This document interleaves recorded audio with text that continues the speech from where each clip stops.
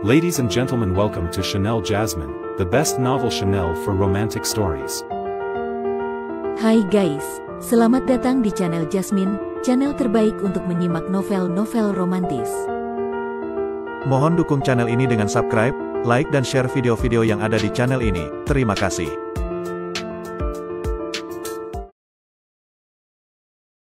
Kaisar Agung Seni Bela Diri bab 1473. Luo Xiu tanpa ragu langsung menyambutnya. Tubuhnya bersinar dengan cahaya dewa yang cemerlang, berubah menjadi api emas. Kekuatan gaib yang digunakan oleh wanita tiada taraf berjubah hijau itu sangatlah kuat. Dengan lambaian tangan gioknya, kekuatan Dao Agung yang tak terbatas melonjak. Dia juga mengolah aturan elemen kayu, tetapi telah menyublimkannya hingga ke tingkat tertinggi. Bukan hanya bentrokan kekuatan gaib, tinju dan telapak tangan mereka juga beradu. Jelas-jelas kultivasinya adalah tahap awal Dewa Langit, tetapi tubuh wanita berjubah hijau itu ternyata juga sekuat pusaka dewa tingkat raja, tidak kalah dari Luo Xiu. Beberapa saat kemudian, wanita tiada taraf itu dikalahkan oleh tangan kejam Luo Xiu. Tetapi tubuhnya yang hancur dengan cepat terbentuk kembali. Kau harus mengalahkanku 9 kali untuk bisa melewati gerbang ini. Wanita tiada taraf itu berkata dengan datar. Kemudian, keduanya kembali bertarung, pertempuran besar pun dimulai lagi. Awalnya Luo Xiu hanya perlu menggunakan segel satu kesatuan untuk menang. Belakangan, dia terpaksa harus menggunakan segel tanpa batas. Ketika wanita tiada taraf itu membentuk kembali tubuhnya untuk ke-9 kalinya, kekuatannya menjadi lebih mengerikan. Hanya dengan dua kekuatan gaib satu kesatuan dan tanpa batas, Luo Xiu secara bertahap mulai merasa kesulitan untuk menanganinya. Kau bisa sampai sejauh ini, itu sudah berarti kau memiliki bakat seorang kaisar dewa. Jika kau menyerah sekarang, kau masih bisa pergi hidup-hidup. Suara wanita tiada taraf itu dingin. Setelah membentuk tubuhnya untuk ke-9 kalinya, kultivasinya menjadi sangat dahsyat. Jelas-jelas kultivasinya adalah tahap awal Dewa Langit, tetapi dalam hal kepadatan energi dewa, ternyata lebih kuat dari Raja Dewa biasa. Dan dalam hal kultivasi, selama ini itu selalu menjadi kelemahan Luo Xiu. Ini membuatnya yakin bahwa wanita tiada taraf yang asal-usulnya misterius di hadapannya ini pastilah mengolah sebuah teknik kultivasi tingkat kaisar dewa yang unggul dalam hal cadangan energi dewa. Setiap kaisar dewa menciptakan teknik kultivasi yang berbeda, dengan penekanan yang berbeda pula.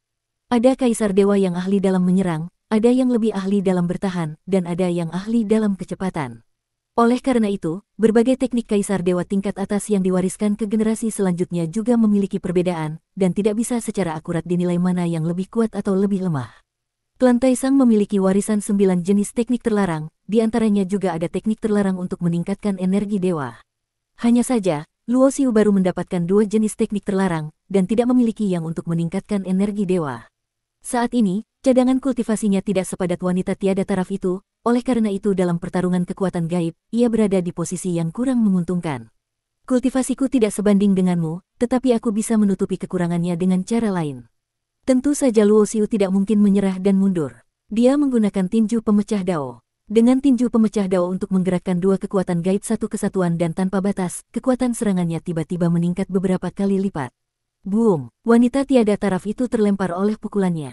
3 kekuatan gaibnya, jika digunakan secara terpisah, sulit untuk bersaing dengan wanita tiada taraf yang kultivasinya dahsyat itu. Tetapi jika saling melengkapi dan kekuatan tempurnya ditumpuk, dalam kondisi yang sama-sama tahap awal Dewa Langit, bahkan jika wanita tiada taraf ini adalah wujudnya yang ke-9, dia tetap bukan tandingannya. Tinju pemecah dao dari teknik terlarang Taisang. Tidak kusangka kau bisa meningkatkan kekuatan tinju pemecah dao hingga ke tingkat ini.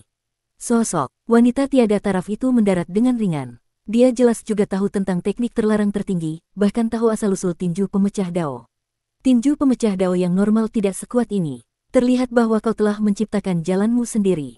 Gerbangku ini, kau kuanggap lulus. Dari awal hingga akhir, ekspresi wajah wanita tiada taraf itu tidak berubah sama sekali. Begitu suaranya selesai, sosoknya perlahan memudar, kembali menjadi sebuah patung, dan muncul di belakang Luo Xiu. Kekuatannya sangat hebat, dia pastilah seorang tokoh tiada taraf yang juga memiliki bakat seorang kaisar dewa. Luo Xiu melangkah maju, hatinya penuh dengan keraguan, karena ia belum pernah mendengar ada wanita secantik dan sehebat ini dalam sejarah. Dalam sejarah alam dewa, dari era kuno hingga sekarang, satu-satunya kaisar wanita yang berhasil membuktikan Dao hanyalah ibunya, Miao Hua. Mengingat perkataan iblis pohon tua, sejarah keberadaan gerbang dewa ini bahkan lebih tua dari era kuno. Ini membuat Luo Xiu sadar bahwa di masa lalu yang lebih jauh dari era kuno, mungkin ada sebuah era agung yang lebih megah dan bergejolak. 7 gerbang yang ia lewati di awal masing-masing dijaga oleh seorang prajurit berjubah zirah hijau. Menurut perkataan wanita tiada taraf itu, ketujuh prajurit berjubah zirah hijau itu bernama tujuh Jenderal Patroli Hijau. Dan konsep Jenderal Dewa ini adalah pertama kalinya Luo Xiu mendengarnya. Dia merasa bahwa Jenderal Dewa mungkin mewakili seorang ahli tingkat dewa tertinggi atau bahkan Mahadewa. Jika Mahadewa dijadikan jenderal, maka yang memimpin pasukan, bukankah itu Kaisar Dewa? Luo Xiu merasa, rahasia apa yang tersembunyi di ujung jalan di balik gerbang dewa ini, mungkin hanya akan ia ketahui saat ia benar-benar sampai di sana. Teknik dewa perubahan paling ahli dalam evolusi. Melalui pertarungan dengan tujuh jenderal patroli hijau dan wanita tiada taraf itu, Luo Xiu dengan mengamati kekuatan gaib yang mereka gunakan, mendapatkan pemahaman yang lebih dalam tentang misteri aturan elemen kayu. Meskipun kultivasi mereka semua dibatasi di alam tahap awal Dewa Langit, justru karena kultivasinya dibatasi, kekuatan aturan Dao Agung yang bisa mereka keluarkan juga berada dalam jangkauan yang bisa dipahami dan dirasakan oleh Luo Xiu. Aturan elemen kayu hanyalah cabang dari aturan 5 elemen paling dasar. Dalam sistem kultivasi jalan bela diri di alam dewa, ini dianggap sebagai aturan yang paling biasa. Secara umum, dengan tingkat kultivasi dan pemahaman Dao yang sama, semakin kuat aturan yang dikultivasikan, semakin kuat pula kekuatannya. Tetapi sebenarnya tidak demikian. Hanya para ahli sejati yang bisa mengerti bahwa aturan Dao Agung di alam semesta sebenarnya tidak ada yang kuat atau lemah. Kuncinya adalah apakah kau telah memahami esensinya, apakah kau bisa mengembangkan kekuatan dari aturan Dao ini hingga ke puncaknya. Di tangan tujuh jenderal patroli hijau dan wanita tiada taraf itu, aturan elemen kayu yang paling biasa justru mereka gunakan menjadi lebih kuat dan mengerikan daripada yang disebut aturan ruang dan waktu atau aturan hidup dan mati. Aturan di alam semesta tidak ada yang kuat atau lemah. Begitu dikultivasikan hingga tingkat tertentu, pada akhirnya semua akan menyublim menjadi aturan tertinggi. Titik awalnya berbeda, aturan tertinggi setelah sublimasi juga berbeda. Misalnya, sama-sama kekuatan penciptaan, jalan penciptaan yang berasal dari aturan elemen kayu dengan jalan penciptaan yang dikembangkan oleh Luo Xiu dari Guksu Taiji memiliki perbedaan yang mendasar. Pada dasarnya, itu karena Luo Xiu telah berjalan di jalannya sendiri. Jalannya hanya miliknya sendiri. Tidak akan ada satu orang pun di dunia ini yang menguasai Dao Agung yang sama dengannya. Aku daki jalan dewa dengan daoku sendiri. Gelombang, pencerahan mengalir ke dalam hatinya. Luo Xiu melangkah maju, lalu di hadapannya muncul patung ke-9. Patung ini adalah sebuah punggung. Saat dilihat, punggung yang tampak biasa itu justru memberikan perasaan pada Luo Xiu seolah-olah dekat di depan mata namun jauh di ujung langit. Punggung itu tampak sangat agung, menopang langit dan bumi, menyangga seluruh alam semesta. Dalam sekejap, Luo Xiu merasa kesadarannya ditarik ke dalam sebuah ruang yang aneh. Di atas langit, sebuah suara bergema abadi. Di antara langit dan bumi, hanya akulah yang disebut kaisar. Tiba-tiba, semua fenomena itu lenyap. Sosok yang membelakangi Luo Xiu itu perlahan berbalik. Saat ia berbalik, ruang dan waktu seolah berhenti. Tanpa terlihat bergerak sedikit pun, sosok yang diselimuti oleh cahaya biru samar itu muncul di hadapan Luo Xiu. Boom! Dalam sekejap mata, sosok bercahaya biru itu menunjuk dengan satu jari. Gema ledakan yang dahsyat seperti guntur terdengar. Luo Xiu bahkan tidak sempat bereaksi dan sudah terkena pukulan telak, tubuhnya terlempar ke belakang, memuntahkan darah. Sangat cepat, mata Luo Xiu terbelalak. Selama ini ia selalu bangga dengan kecepatannya yang tak tertandingi. Banyak lawannya yang jauh lebih lambat darinya, sehingga ia bisa mengambil inisiatif dan menekan mereka. Dia bisa merasakan bahwa kultivasi sosok bercahaya biru itu juga tahap awal Dewa Langit, tetapi kecepatannya seolah melampaui batas ruang dan waktu. Saat kau merasakan lawan menyerang, serangannya sudah mengenaimu. Dung! Luo Xiu membalikkan tangan dan menepuk tanah. Jalan sempit itu sangat kokoh, tidak hancur oleh telapak tangannya. Begitu tubuhnya mendarat, Luo Xiu langsung melesat, berteriak dan berubah menjadi bayangan cahaya pelangi, menerjang ke arah sosok bercahaya biru itu. Boom, boom, boom. Sosok keduanya lenyap di dalam ruang ini. Hanya terlihat cahaya biru dan cahaya emas yang berbenturan berulang kali, seperti dua komet yang menghantam, dengan kecepatan yang tak terbayangkan. Puff! Seketika, darah segar menyembur. Salah satu lengan Luo Xiu dipatahkan paksa. Kemudian, dadanya juga ditembus oleh sebuah pukulan. Tubuhnya kembali terlempar, darah segar terus mengalir. Penciptaan Dewa Perubahan. Luo Xiu berteriak pelan, luka di tubuhnya pulih dengan kecepatan yang kasat mata. Lengan yang putus tumbuh kembali, dan lubang berdarah di dadanya juga cepat menghilang. Tiba-tiba, sosok bercahaya biru itu kembali menyerang. Setiap jurusnya sangat tajam dan tak tertandingi, kecepatannya begitu tinggi hingga kesadaran ilahi pun tidak bisa menangkapnya. Sebenarnya, dalam hal kekuatan tempur murni, Luo Xiu tidak lebih lemah dari sosok bercahaya biru ini.